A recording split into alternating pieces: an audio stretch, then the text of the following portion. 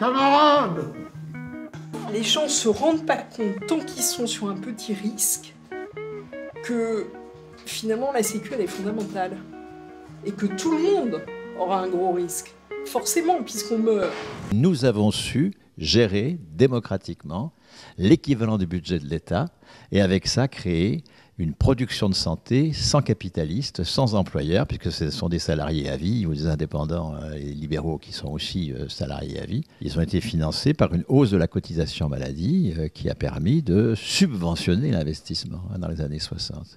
C'est cette histoire-là qu'il faut absolument restaurer contre l'histoire officielle qui dit le contraire et qui est totalement mensongère, pour que nous puissions retrouver la dynamique de ces fondateurs. Le dernier poilu de la sécurité sociale, un des derniers. Qu'est-ce que ça veut dire, vivre sans protection sociale?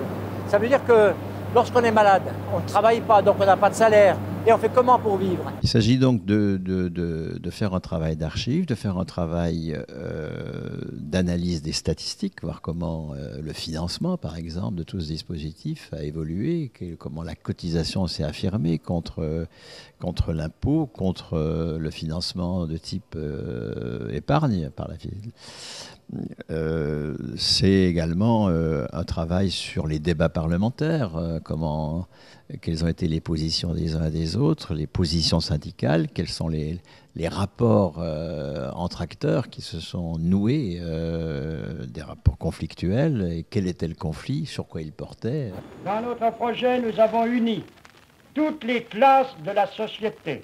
Celui-ci prévoit la remise complète entre les mains des assurés eux-mêmes de la gestion des organismes de sécurité sociale. Les documentaires sont aujourd'hui un des supports majeurs du débat public, à travers des festivals, à travers des programmations comme celle du Palace.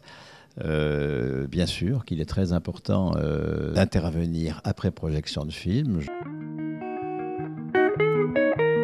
Ce qui se joue en 1946, c'est la démonstration de la capacité de pouvoir du mouvement ouvrier.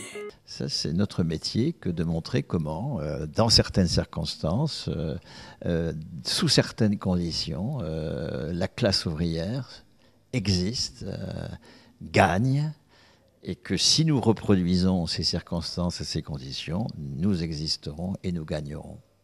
Bonjour la jeunesse!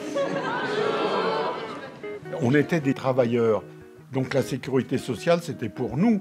Alors on savait ce qu'on voulait, pour notre bien-être. Donc ce que je vais vous expliquer, c'est une histoire de la France.